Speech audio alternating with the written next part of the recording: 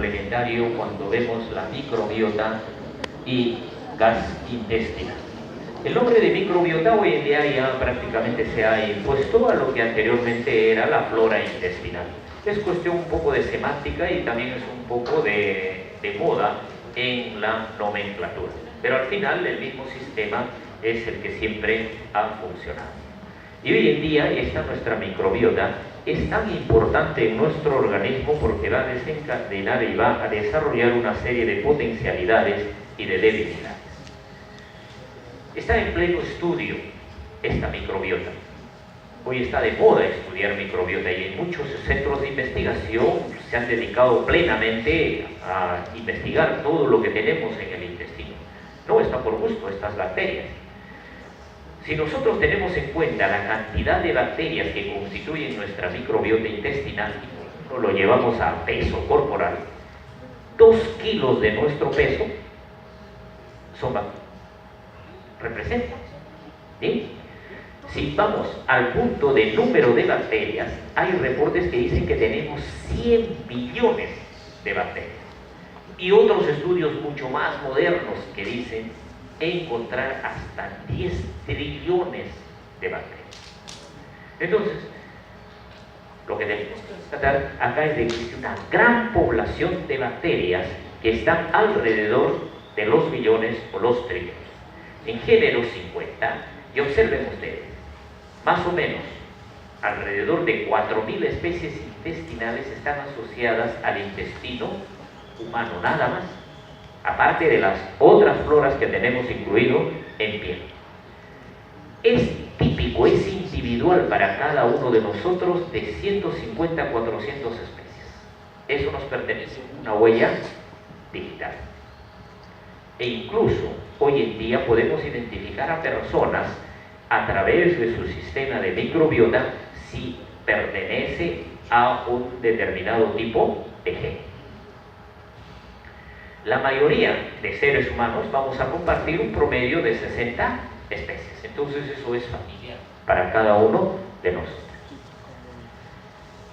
Si tenemos en cuenta una serie de técnicas, acá por ejemplo se ha utilizado una técnica de secuenciación teniendo en cuenta el RNA, ¿no? Entonces vemos de que como los firmicutes son los más abundantes, luego viene cada una de estas otras variedades de microorganismos. Y esto es nada más teniendo en cuenta que la microbiota desde el punto de vista bacteriano, porque también tenemos una microbiota que está constituida por virus. Y tenemos otra flora microbacteriana que está constituida también por hongos. Pero que desde el punto de vista científico está poco desarrollado y a medida de que va pasando el tiempo se le va estudiando, Por ejemplo, hay otro gran interés ya de estudiar los hongos que están a nivel del tubo intestinal. Y los hongos cambian constantemente, tienen una dinámica muy importante. Y los hongos nos han enseñado de que tienen que ver mucho en nuestro organismo en condiciones sanas cuando estamos frente a un proceso de tipo séptico.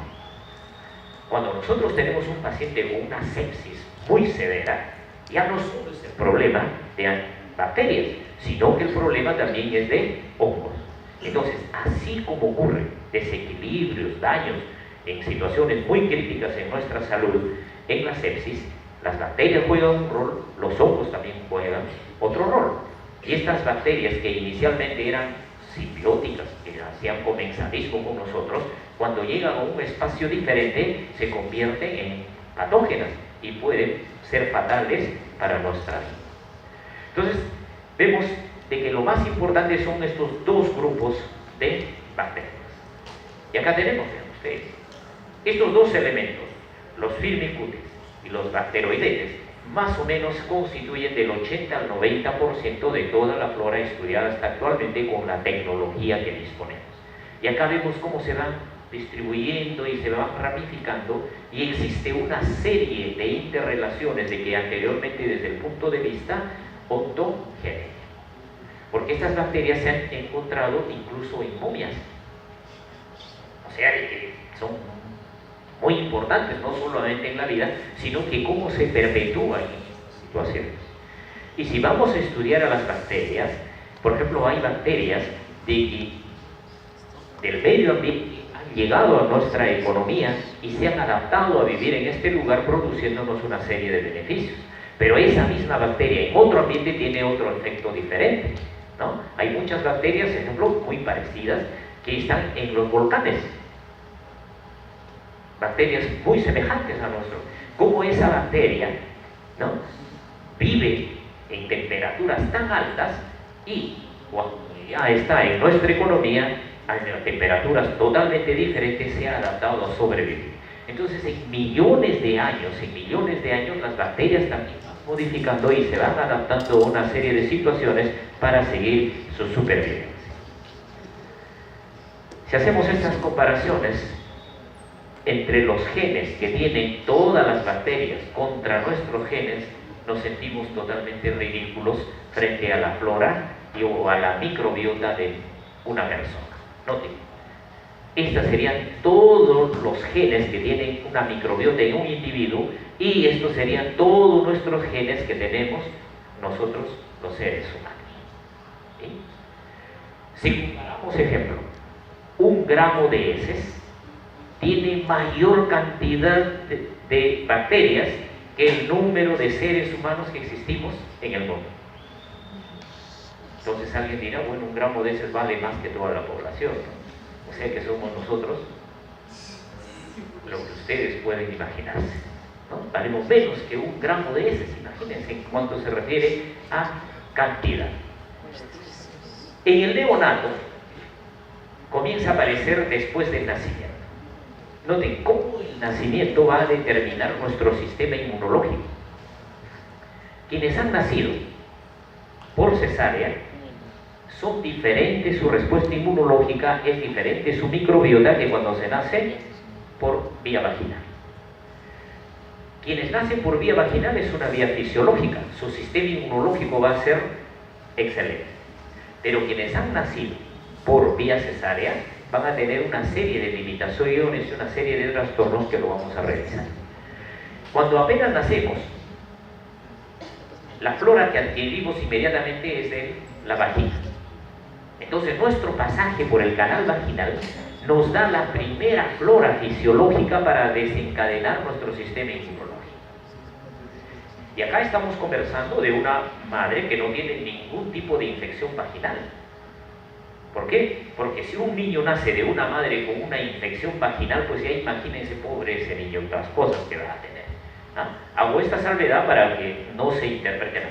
Bien, entonces cuando nacemos, ese es el primer contacto. ¿Cómo lo podemos comprobar? Tarea para la casa. Busquen ustedes qué bacterias hay en la cavidad oral y qué bacterias hay en la cavidad vaginal. Es la misma. Varían en cantidad, lógicamente porque las funciones son totalmente diferentes.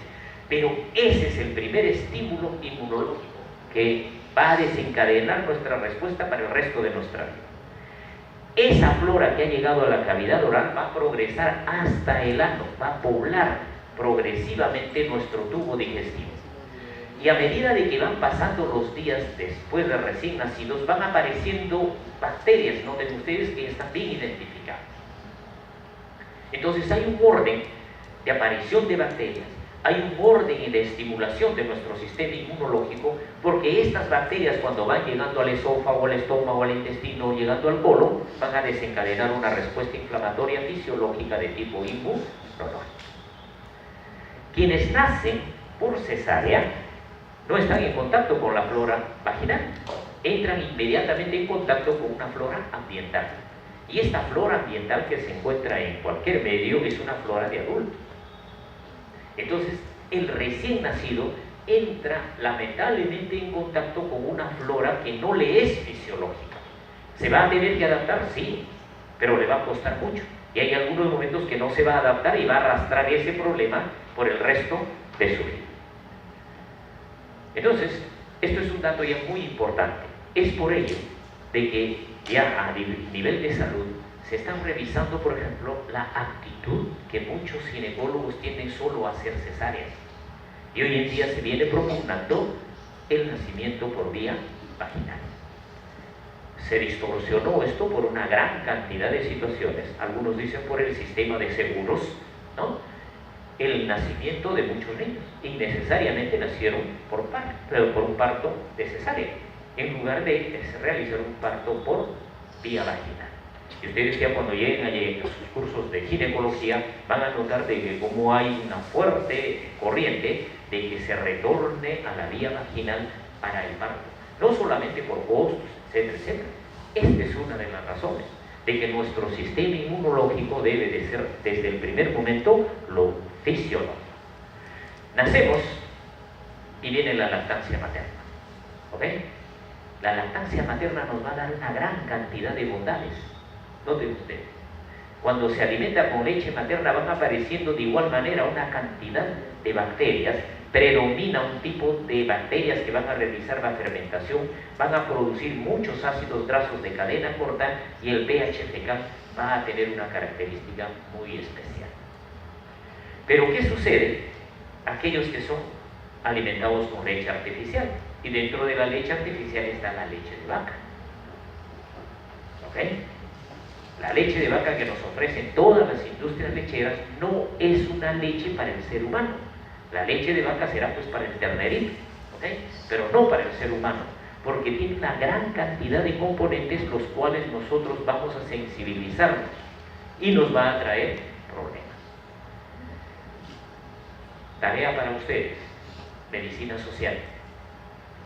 Saquen ustedes, tomen la suma de toda la cantidad de leche que se comercializa en el Perú y se van a dar cuenta la cantidad innecesaria que se consume en leche. ¿Por qué? Porque nos hemos educado, nos hemos mal educado a la nutrición. Y sobre todo en el recién nacido. Protejamos al recién nacido. ¿Okay? Porque lo estamos sometiendo a un sistema inmunológico de que lo va a afectar de por vida. Esa sensibilidad no se lo va a quitar aunque lleguemos al mundial en el último lugar. ¿Ok? Bien. Entonces, noten ustedes, el biberón, ¿cómo modifica nuestras bacterias? Hay una variación en las especies. ¿Qué ocurre? Hay más putrefacción y hay menos fermentación. Y el pH no es el adecuado desde el punto de vista fisiológico. Nacemos, crecemos y nos llega nuestro ciclo vital. Llegamos a la ancianidad. Nuestras bacterias nos van a acompañar toda la vida, en ningún momento nos van a abandonar. Pero nuestras bacterias en su población van a ir modificándose de acuerdo a una serie de estímulos que vamos a ver. Pero de manera general, cuando ya seamos ancianos, nuestra flora microbacteriana va a tener fisiológicamente la misma función que cuando hemos estado de recién nacidos o en el este, a pesar de que hay pequeñas variedades en las poblaciones de las bacterias. Pero el hecho fisiológico se mantiene. Por tanto, nuestra flora está en equilibrio, ¿ok? Y se mantiene en equilibrio entre las bacterias que fermentan, que hacen putrefacción, que hacen la reducción de sulfatos, y las bacterias que producen metano. Entonces, todos estos grupos de bacterias van a convivir. Nadie va a sacar ventaja la una de la otra. ¿Qué sucede cuando comienza desde el punto de vista fisiológico a existir un desequilibrio por predominio, ejemplo, de la fermentación? El organismo va a regular a través de una serie de sustancias para que esa población no siga aumentando. Entonces, de esa manera se va manteniendo el equilibrio en nuestro organismo. Vemos la cantidad de bacterias. En la boca tenemos una gran cantidad de bacterias. ¿Okay? En el esófago disminuyen y van aumentando hasta que llegamos al recto en una cantidad de 10 a la 12 unidades formadoras de colon. Si vamos a estudiar en el estómago, por ejemplo, noten acá, en 1 gramo cuántas bacterias vamos a encontrar. En 1 gramo a nivel del intestino delgado se incrementa considerablemente, y a nivel del colon, vean ustedes, llegan alrededor de billón. ¿Qué factores van a modificar estas bacterias? Primero, la dieta. ¿Ok? Una dieta normal también se va a acompañar de una flora transeúnte. ¿Y por qué se llama flora transeúnte? Porque si nosotros tuviésemos un microscopio en nuestros ojos observamos al palato que nos han servido, todas las bacterias que están en el medio ambiente están decantando sobre nuestro alimento y nosotros los ingerimos esas bacterias. Pero estas bacterias no nos van a producir ningún daño, van a ingresar con el alimento, van a transitar todo nuestro tubo digestivo y ya saben ustedes por dónde lo eliminan para que se encargue Sedapam. ¿Sí? A eso se llama microflora transeúnte, que no produce ningún tipo de respuesta. Quienes son vegetarianos tienen una mejor flora intestinal. En eso sí llevan grande ventaja. Aquellos individuos, por ejemplo, que tienen una dieta muy abundante en grasas. La flora más fisiológica es aquella que tiende a ser más vegetariana. El pH. En el estómago hay bacterias diferentes que en el intestino, por el pH. El ácido va a regular una gran cantidad de bacterias. Pero las patógenas, por eso se llaman patógenas, van a ser resistentes. En el estómago, por ejemplo, el Helicobacter pylori va a resistir el ácido. Entonces, de ahí entramos ya al terreno patológico. ¿Okay? En el intestino lo mismo van a llegar otra gran cantidad de... Pero fisiológicamente el pH es importante. Es por ello cuando se da innecesariamente los bloqueadores H2, inhibidores de bomba de protones, cuando elevan el pH gástrico, se está poniendo en riesgo de que esta persona pueda tener fácilmente eventos diarreicos. Entonces, cuando uso inadecuado de estos inhibidores del ácido, también hay un riesgo de que tengamos que producir diarrea porque estamos variando el pH. Con la edad ya lo hemos revisado, y acá viene lo que les decía. El equilibrio a través de las interacciones bacterianas, estas colicinas. Entonces las bacterias de un grupo, cuando predominan las otras, comienzan a secretar colicinas. Y esas colicinas van a neutralizar, van a inhibir el crecimiento de las otras hasta que se alcance una igualdad. Entonces todas las bacterias se han puesto de acuerdo. Tú produces un tipo de colicina cuando crece ese grupo, tú otra colicina cuando crece este grupo, y de esta manera se mantienen en equilibrio. Por competición. ¿Por qué nosotros trabajamos, hacemos todo? Competimos porque por el alimento. Eso es al final. ¿Qué sucede cuando no tenemos alimento? Va a venir una serie de problemas. Entonces la población va a disminuir. Lo mismo sucede con las bacterias. ¿Okay? Entonces todas las bacterias compiten por el alimento, porque ese es su substrato. Y a ese substrato hoy en día ya se ha abierto un gran capítulo que se llama los prebióticos y se llaman los probióticos. Y tiene mucha razón. Si nosotros tenemos una dieta determinada, vamos a estimular el crecimiento y predominio de unas bacterias sobre otras. ¿Sí? Pero ese equilibrio se tiene que mantener. Si una bacteria, por ejemplo, disminuyó y necesitamos lactobacilos, hay que dar probióticos del tipo lactobacilos para alcanzar ese equilibrio. Si le damos mucho lactobacilos, el exceso de lactobacilos, por las colicinas que producen las propias bacterias, se van a regular. Viajes. El lugar donde estemos, la flora es diferente. Entonces, si estamos en Perú, hay una flora diferente. Nos vamos a otro país, la flora es diferente. Y muchas veces esa flora que es normal para esas personas no les produce ningún daño en su salud. Cuando llegamos al inicio a nosotros nos va a producir problemas. ¿Y cuál es el problema más común? A eso lo han llamado la famosa diarrea del viajero.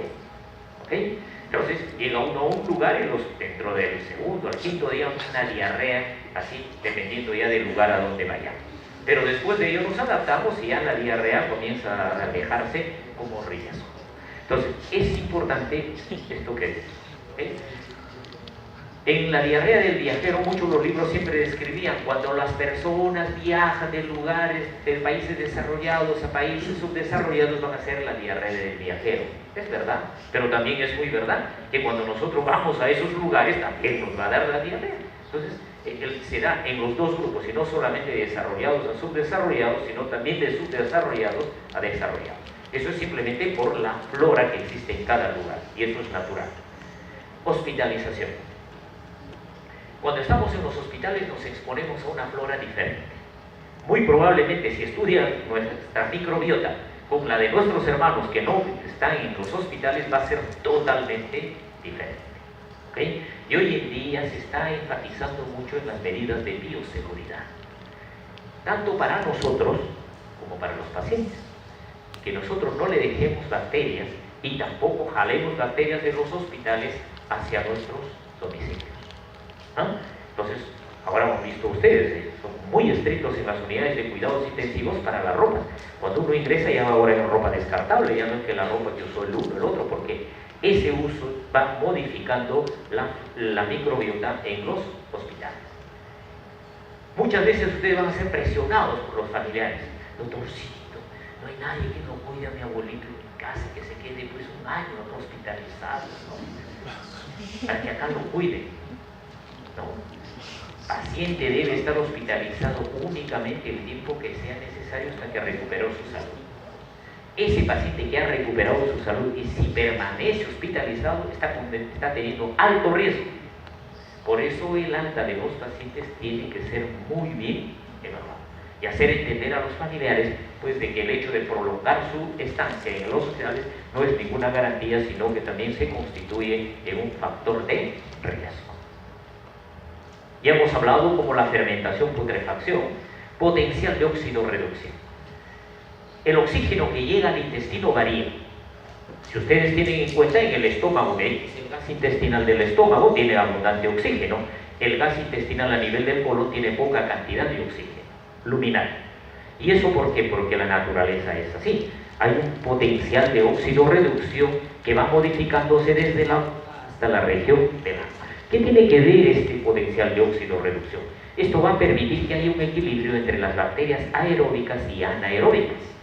Por ejemplo, a nivel del colon va a existir una aeróbica contra 1000 anaeróbicas.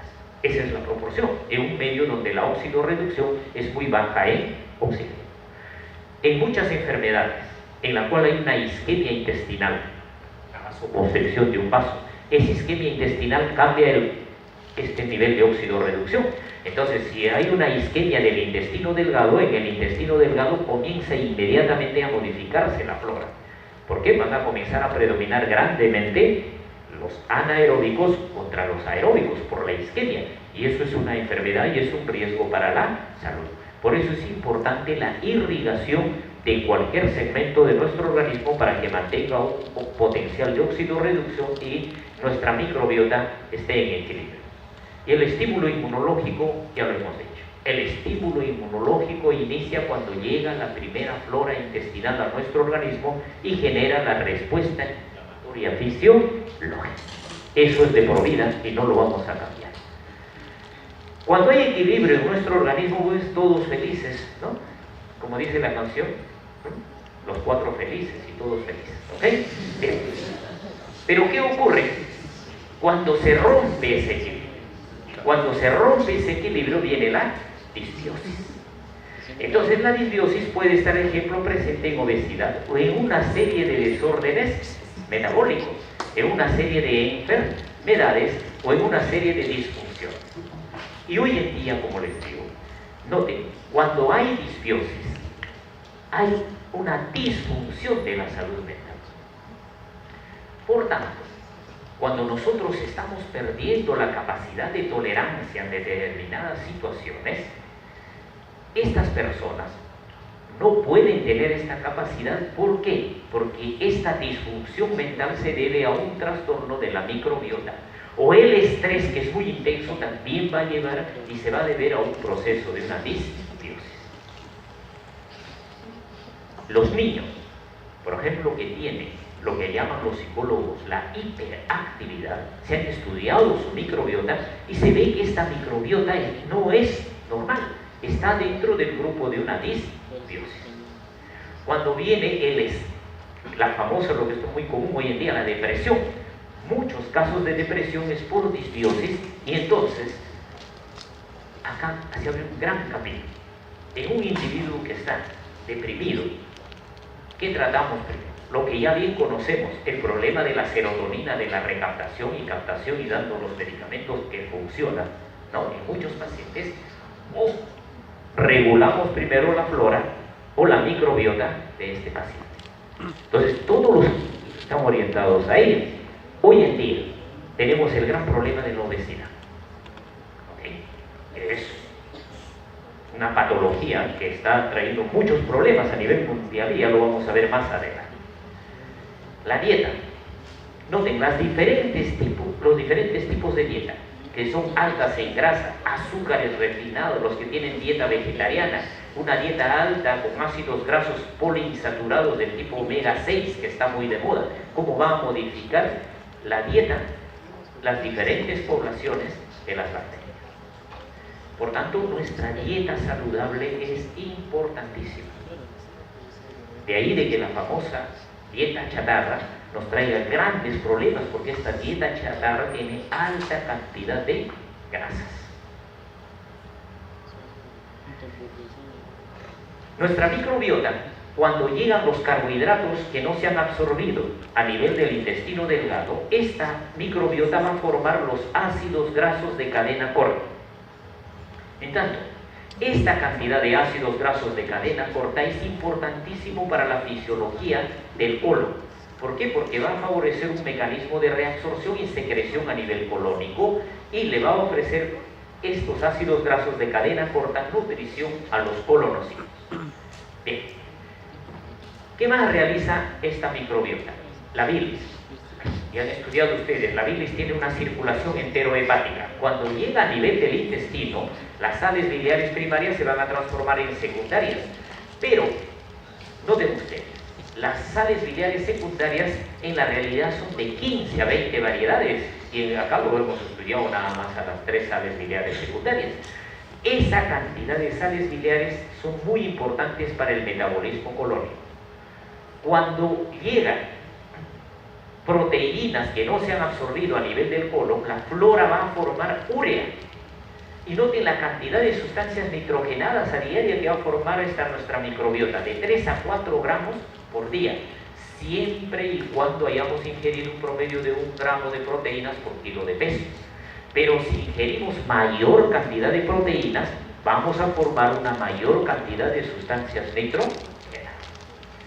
De los ácidos grasos de cadena corta que se forman por esta microbiota, tenemos 3 los más importantes. En mayor cantidad de acetatos, el propionato y luego el butirato.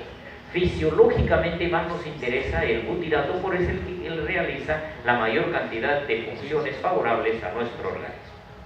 El medicamento. Si nosotros damos digoxina a un paciente y no tiene una flora adecuada, esta microbiota inadecuada, la digoxina no va a alcanzar los niveles plasmáticos terapéuticos. Por ello, a los pacientes que van a utilizar digoxina y se le da antibióticos, hay que regular la dosis de digoxina, porque a ese paciente podemos disminuir la cantidad que llega al plasma, no estamos con los niveles terapéuticos y prácticamente es como si no estuviese ingiriendo el medicamento. Va a modificar los estrógenos, la circulación enterohepática de los estrógenos. ¿Okay? Por ello es de que las mujeres, cuando consumen un antibiótico, por ejemplo, en condiciones normales, pueden tener alteración del día de la menstruación. ¿Por qué? Se alteró la microbiota, se llevó a un proceso de disbiosis, no regresó la cantidad adecuada de estrógenos a la circulación sanguínea, se transformó el mecanismo de inhibición de la ovulación y cambió la fecha de la menstruación. Y esto es muy importante cuando ustedes sean ginecólogos y den a sus pacientes un anticonceptivo hormonal. Siempre decir, señora, si usted toma un antibiótico, sobre todo esta familia de antibióticos, utilice otro método de protección anticonceptiva, porque puede resultar embarazada. Muchos de los llamados fracasos de la anticoncepción se debió a este problema, a de que la paciente consumió simultáneamente los antibióticos. Como cuando consume antibióticos, va a alterar la flora que favorece el mecanismo de retorno de ese estrógeno a la circulación sanguínea, baja bruscamente los niveles de estrógeno a nivel de la circulación en esta mujer que ha consumido antibióticos y se produce la ovulación. Entonces ahí, ¿quién es el papá? ¿El papá, el esposo o el médico indirectamente por no haber dado la indicación? ¿Sí?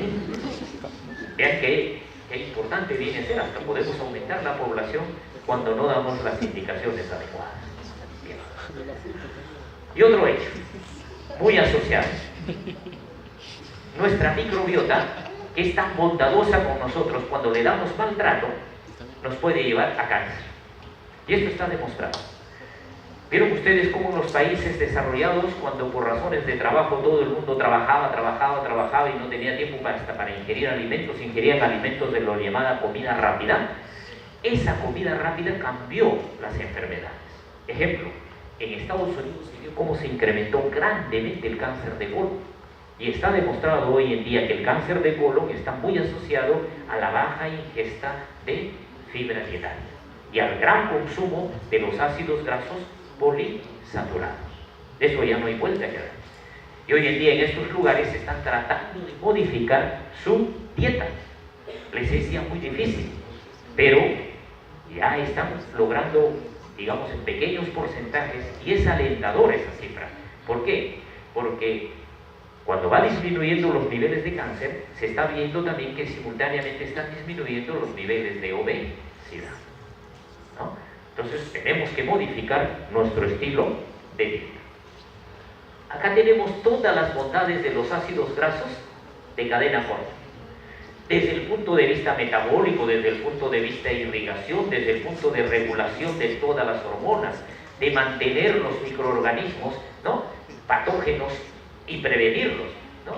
Estimulación para la absorción de agua y sodio. Los pacientes que consumen antibióticos también disminuyen su capacidad de absorción de agua y sodio. Entonces, a estos pacientes que usan antibióticos hay que recomendar que consuman un adicional de agua y sodio. Nuestra microbiota tiene todas estas bondades, no, aparte de los que ya hemos mencionado. Va a sintetizar una serie de vitaminas endógenas. Va a sintetizar aminoácidos de tipo alanina, valina, treonina, ácido aspartico. Reduce los lípidos en sangre. Por eso, cuando damos los antibióticos, vamos a estar evitando este efecto benéfico de que per se nuestra microbiota va a disminuir la reducción de lípidos. Qué importante vienen a ser las bacterias, sobre todo las bifidobacterias. Tomemos una sola. Imagínense la cantidad de bacterias que tenemos. Reducen los niveles sanguíneos de amonio, reducen los niveles de colesterol, producción de vitaminas, inhiben el crecimiento de patógenos, restablecen la flora después del uso de antibióticos y actúan como células inmunomoduladoras, incluso previniendo el cáncer. Esta bacteria es muy importante. Cuando usamos cualquier antibiótico que sea, cualesquiera, y en la dosis, va a tener un mayor impacto o un menor impacto en la modificación de la microbiota. Entonces nos va a llevar a una disbiosis. Y cuando ya es muy intensa, ya vienen los otros hechos más intensos de daño por el uso de antibióticos. Por eso hay que ser racionales en el uso de antibióticos. ¿Por qué? Porque sin querer, queriendo, como dice alguien, podemos estar produciendo daño en nuestros pacientes. Hoy en día está la moda de la famosa medicina del diagnóstico por exámenes auxiliares.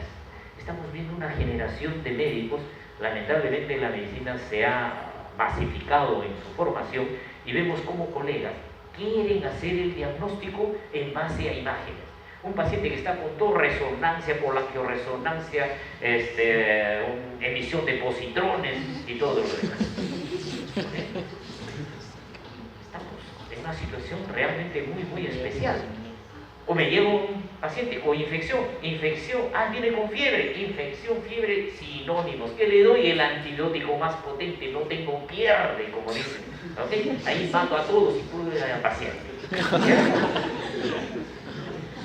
Hay que modular el consumo de antibióticos, ser racionales, sobre todo en diarrea, señores.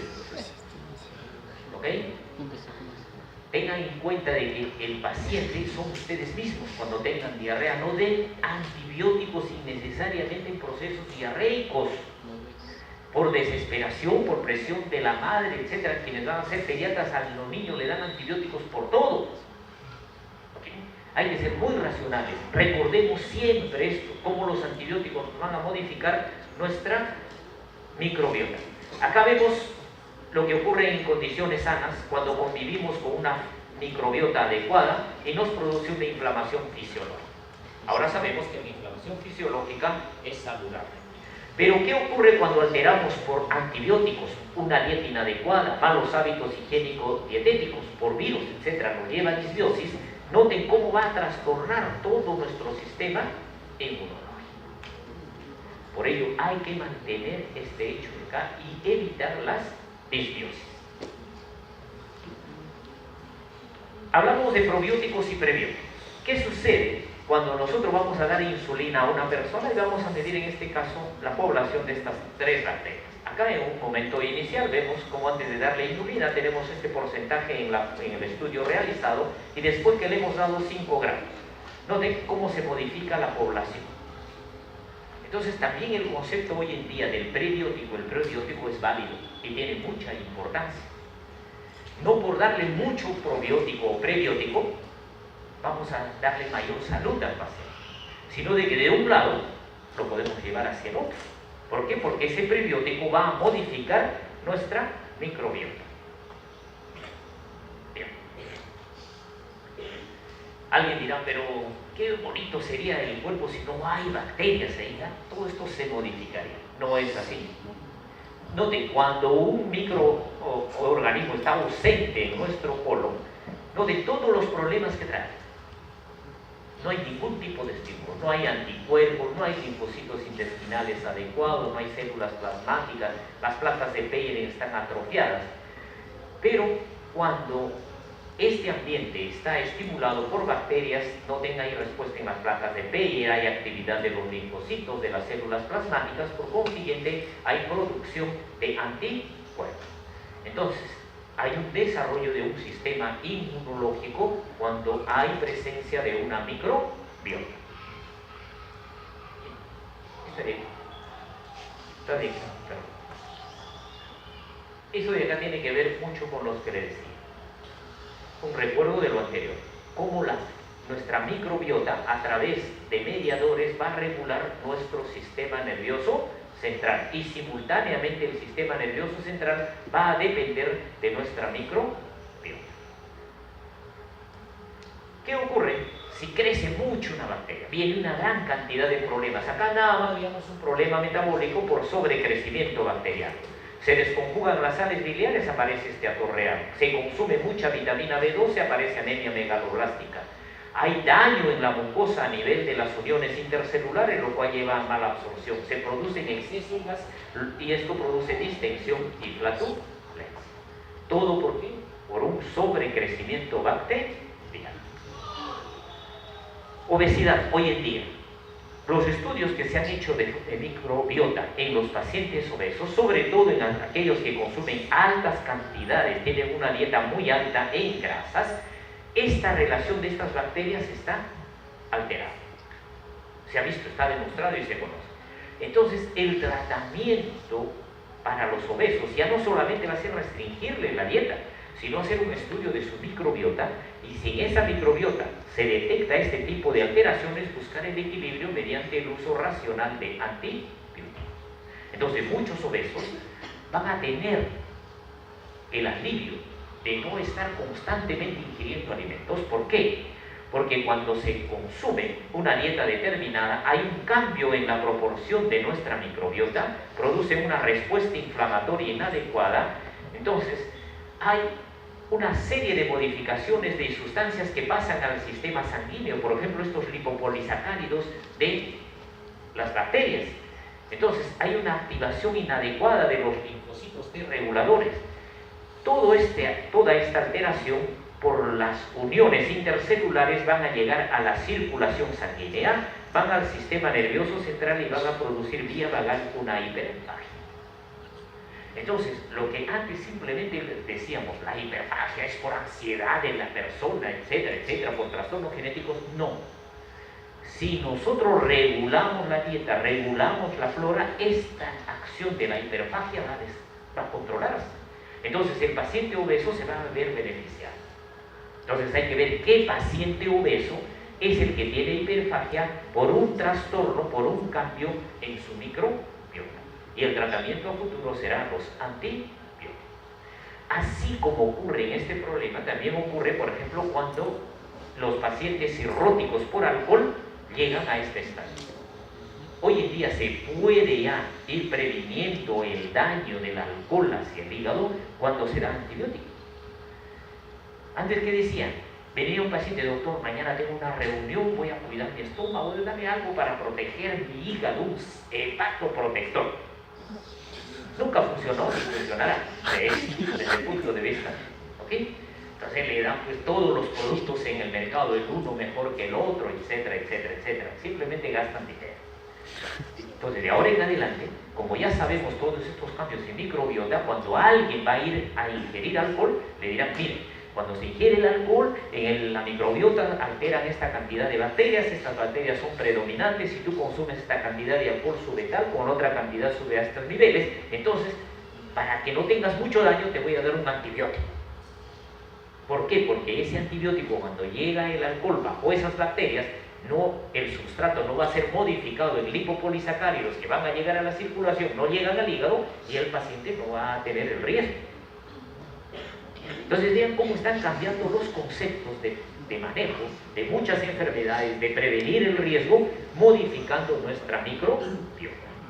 Entonces, así como nosotros controlamos, regulamos con antibióticos, a muchas personas que les falta bacteria hay otra alternativa, no solo los antibióticos, sino la transfusión de microbiota.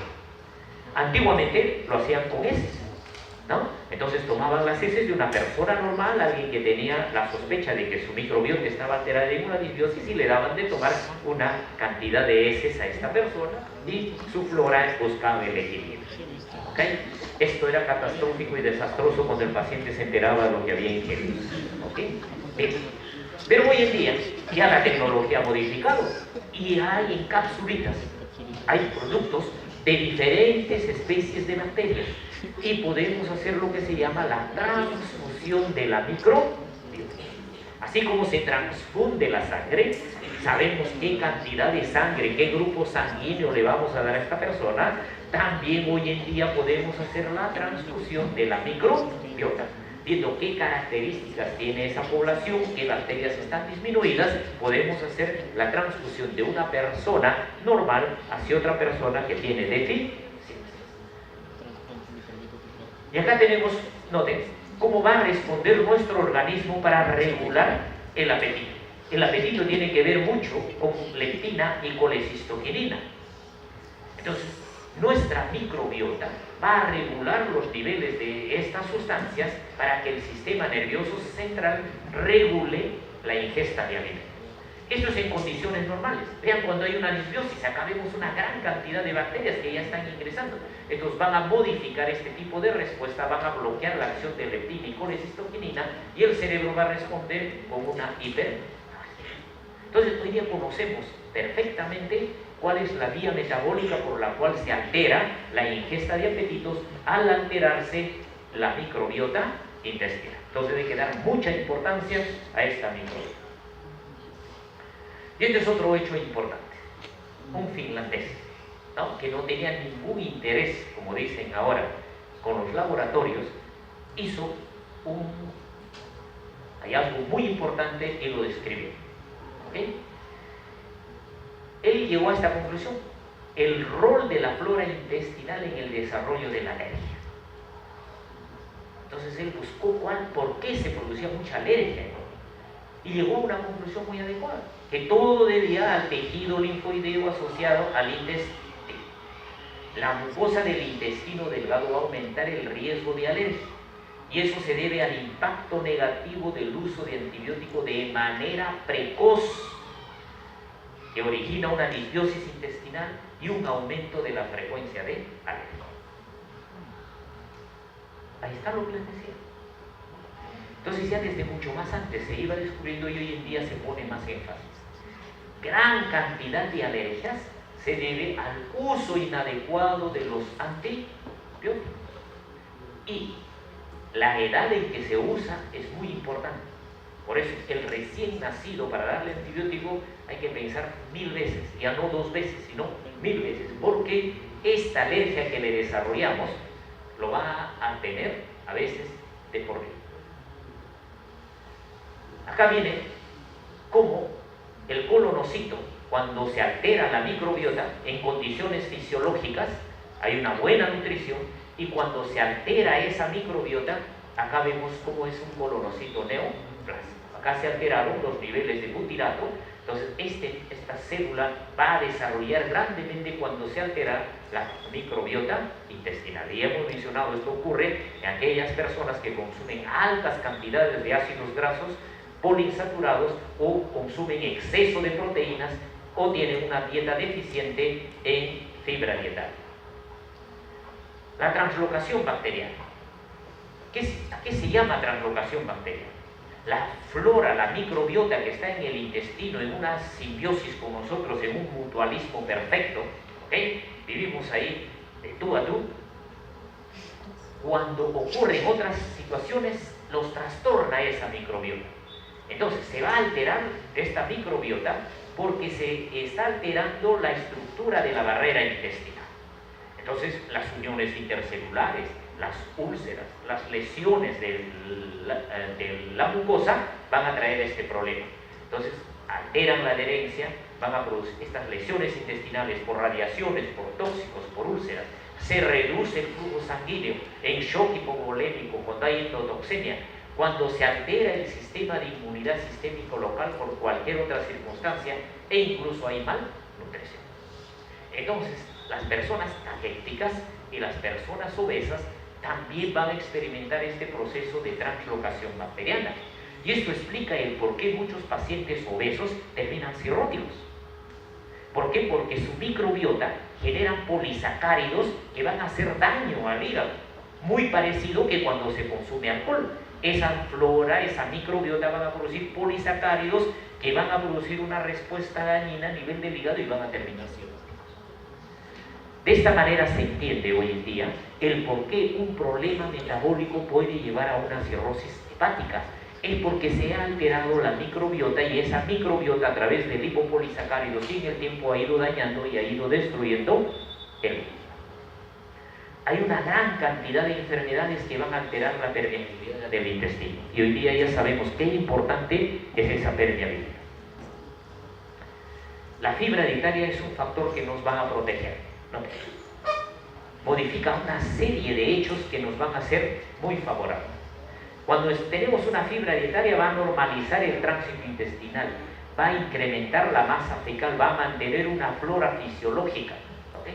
¿Por qué? Por un efecto directo, por el agua que atrapa, porque producen ácidos grasos de cadena corta y se produce una cantidad determinada de gas en condiciones fisiológicas.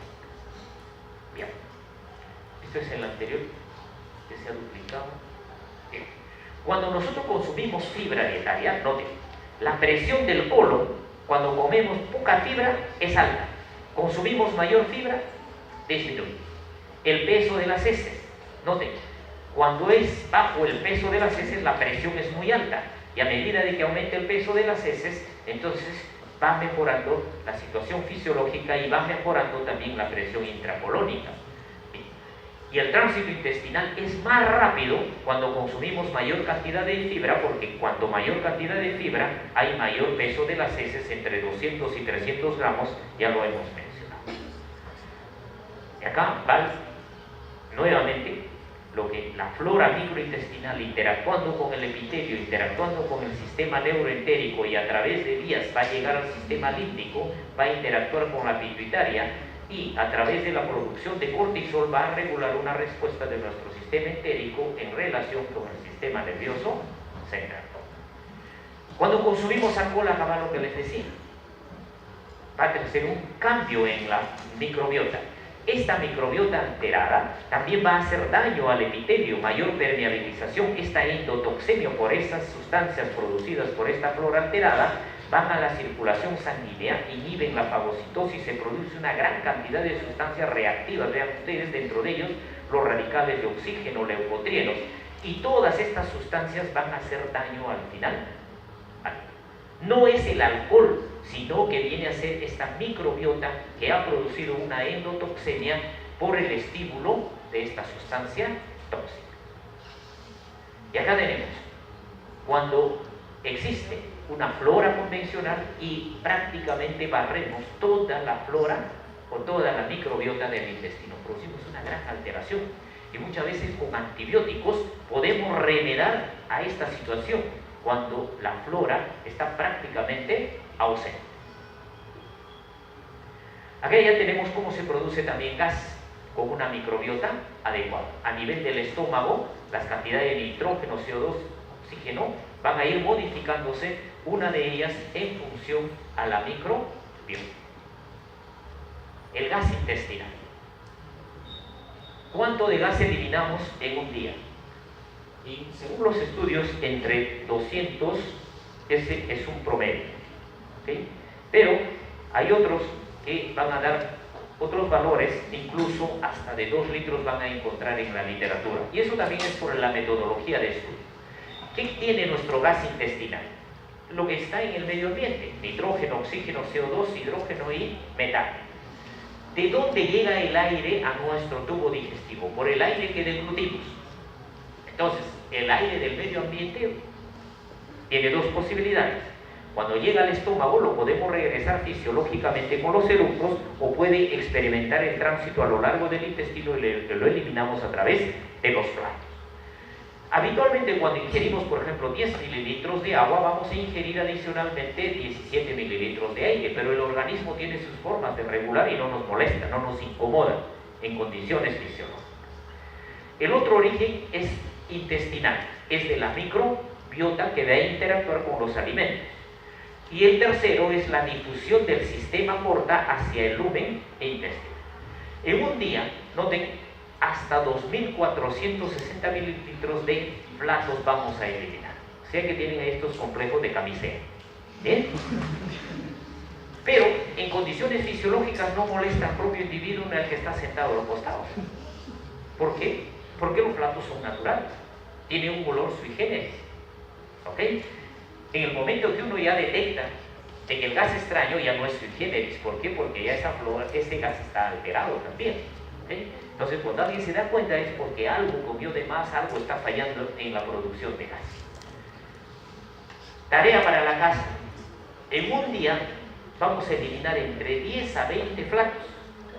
Y como les digo, nadie va a percibir. ¿Ok? Entonces, ustedes pueden ver una tablita y se darán cuenta de que nadie se da cuenta cuando han eliminado esos 20 flatos. ¿A qué se debe el olor? A sustancias volátiles como el escatol, el indol y estas aminas, o a los ácidos grasos de cadena corta. Y ya sabemos por qué se producen ácidos grasos de cadena corta: por los carbohidratos que no han sido absorbidos en el intestino, han llegado al colon y la microbiota ha transformado en gas. Entonces, por ello no consumir muchos hidratos de carbono. Cuanto más hidratos de carbono nosotros consumamos, vamos a tener mayor producción de gas. Por eso regular primero la ingesta de carbohidratos. De estos alimentos, ¿cuáles van a ser los más incómodos para nosotros? Porque vamos a producir mayor cantidad de gas. Acá tenemos aquellos que son sulfatados y tienen cisteína: el repollo, el coliflor y el brócoli. ¿Okay? Si alguien quiere incomodar para que ya no los visite en casa, denle buena cantidad de brócoli. Acudan a una pequeña trampa: el brócoli tiene bastante vitamina E, la vitamina E es antioxidante. Si es antioxidante no van a pasar por ti los años. ¿Okay? Le dan brócoli, va a presentar flatos a por doquier y nunca más los va a visitar. ¿Sí? Forma fisiológica de evitar visitas molestosas, ¿no? Pero además, ¿por qué se produce el gas? El moco que secreta el intestino, las sales biliares que se desconjugan, sobre todo aquellas sales biliares que tienen taurina, van a producir más gas. ¿Qué tipo de azúcares? La rafinosa, la lactosa, la fructosa y el sorbito. Si ustedes tienen en cuenta, buscan estos, están mucho en las golosinas. Las golosinas, incluidos estas que tienen mentitas, etc., todas ellas van a producir mayor cantidad de gas. Entonces, ustedes a veces hacen el cambio: el buen aliento por la boca y el mal aliento por la parte baja. Y eso va a ocurrir. Ustedes habrán experimentado, ¿no? Cuando han ingerido esas esas golosinas que le dan buen aliento, ese día está con una flatulencia tremenda. Y dicen, pero ¿por qué si he consumido esto que me da buen aliento a nivel de la cavidad oral? Pero por abajo ya vienen los problemas. Los gases, ¿cómo se manejan fisiológica? El aire que deglutimos, hemos dicho, llega al estómago, el estómago lo va a regresar por los eructos fisiológicos. Pero hay una pequeña cantidad de gas que va a pasar al intestino delgado. En el estómago, como hay mayores cantidades de oxígeno, este oxígeno del estómago va a difundir hacia la circulación portal. En el intestino delgado, el ácido que llega del estómago, más los ácidos grasos que se van produciendo y principalmente el bicarbonato que viene del páncreas, van a reaccionar. Producto de esta reacción química se producen grandes cantidades de CO2. El CO2, como es un gas difusible, fácilmente difunde rápidamente hacia la circulación portal, llega al pulmón y lo eliminamos por el aire. Entonces, ese gas no lo eliminamos por el ano, sino ya vamos eliminando este CO2 en condiciones fisiológicas por los pulmones. Y en el intestino delgado se produce exclusivamente CO2. Por tanto, podemos detectar varias situaciones. Por ejemplo, ¿en qué momento producimos más CO2? Cuando hay mala absorción de carbohidratos. Entonces hay una prueba que se llama el test de aliento del hidrógeno. Entonces, cuando tenemos mala absorción de carbohidratos, muchos carbohidratos llegan al intestino, van a producir mucho gas, lo vamos a eliminar por la respiración. Hoy en día se cuantifica con una prueba que se llama el test de aliento. Entonces, el test de aliento alterado ya nos va indicando de que hay un trastorno en la producción de gas. Y esto se utiliza para muchísimas enfermedades, que ya ustedes verán la utilidad del test del aire expirado, pero acá estamos viendo el fundamento fisiológico de esa prueba. Cuando estamos en el colon, se han absorbido carbohidratos, proteínas, todo en el intestino delgado, pero llegan pequeñas cantidades de proteínas, pequeñas cantidades de hidratos de carbono. Según algunos fisiólogos dicen que entre el 10 al 15 y en algunos hasta el 20% de lo que hemos ingerido van a llegar a nivel del colon. Entonces, estos substratos de la dieta que han llegado al colon, nuestra microbiota lo va a metabolizar y que va a producir hidrógeno y lo va a producir CO, el metano. Entonces, el hidrógeno y el metano son proporcionales a la cantidad de hidratos de carbono y proteínas que hemos ingerido. Ahora, ¿qué ocurre? A nivel del colon, noten, del CO2 va a la circulación y el nitrógeno de la circulación va al intestino delgado, al lumen. Pero en el colon, el nitrógeno también va de la circulación portal al lumen, oxígeno de la circulación portal al lumen, y del lumen hacia la circulación portal va el hidrógeno, va el metano y va el CO2. Entonces, en la respiración vamos a eliminar este hidrógeno y el metano conjuntamente en aquellas personas que tienen una microbiota metanógena en exceso. Como eliminamos metano y eliminamos el hidrógeno en la expiración, estos pacientes muchas veces dicen que tienen mal aliento. ¿Por qué? Porque lo da el metano. ¿Okay? Entonces, en un paciente que tiene halitosis, hay que tener en cuenta, si esa halitosis tiene exceso de metano, indirectamente podemos hacer la prueba del hidrógeno expirado y de esta manera podemos saber si esa produce mayor metano en su intestino. Ahora, en condiciones normales, el metano se produce en pequeñas cantidades, ¿no? Y cuando está en grandes cantidades, ya lógicamente da molestias. Incluso el flato tiene un olor al gas común que conocemos en casa, el gas metano. ¿Cómo saber si nuestras heces tienen metano o no empíricamente? Y no está recurriendo a pruebas de laboratorio. Cuando uno defeca, va a notar de que las heces tienen dos posibilidades: de flotar en el inodoro o irse al fondo. Si se va al fondo, generalmente van a tener más metano. Si flotan, el metano es poco. Entonces, quienes producen más metano, tengan cuidado de pasar por una fuente de fuego. ¿Por qué? En ese momento pueden tener la sorpresa de la vida, una cola de fuego también que los acompañe. ¿Okay? El gas intestinal. Muchos dicen, doctor, ¿cómo me lleno? La barriga se me distiende, etcétera. Ojo, acá tenemos nosotros la prueba y los estudios. Cuando hay el periodo de ayuno y el periodo después de haber ingerido los alimentos, desde el punto de vista estadístico y en volumen, no hay un mayor incremento del gas. Entonces, muchos de esos pacientes que se quejan de que hay un aumento de gas post ingesta de alimentos, en condiciones fisiológicas no se da salvo en patología. Ahora vemos, en ayuno y en postprandial, en el estómago, noten cómo se comporta. En ayuno y el postprandial, en el intestino delgado y en el colon. En el colon es donde se acumula la mayor cantidad de gas postprandial, pero este gas postprandial va a ser eliminado por el flato fisiológicamente. En el colon mismo, en el colon derecho y en el colon izquierdo, vemos de que en el colon derecho, en el postprandial y en la fase de ayuno no hay mayor diferencia, pero en el colon pélvico, en el postprandial, se acumula la mayor cantidad de gases para expulsarlo con el flato. Si hacemos un resumen total en el periodo de ayuno y en el postprandial, vemos que la cantidad de gases no tiene un incremento considerable. Si vamos al estudio experimental, acá vamos a medir la cantidad de gas que se elimina y acá la cantidad de infusión de gas que se está administrando en el colon. Se pone una sonda en el colon, comenzamos a administrar 1 mililitro por minuto, medimos la infusión y medimos la expulsión del gas. Entonces vemos de que acá, noten, las dos se superponen. Entonces, la misma cantidad que infundimos es la misma cantidad que expulsamos.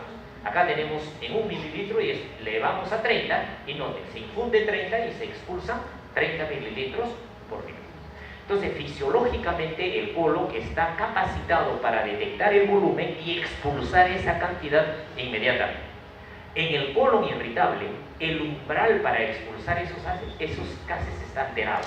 Por eso el paciente con colon irritable, incluso con cantidades muy pequeñas de gas que se produce, siente que está distendido, tiene dolor a nivel del ano y se le despierta el deseo de la defecación. Pero eso se debe a de que está alterado su umbral. Bien, con esto terminamos la parte de gas. ¿Alguna pregunta? Para pasar al último tópico, que es bastante corto porque ya fisiología, secreción biliar lo mismo con los tópicos.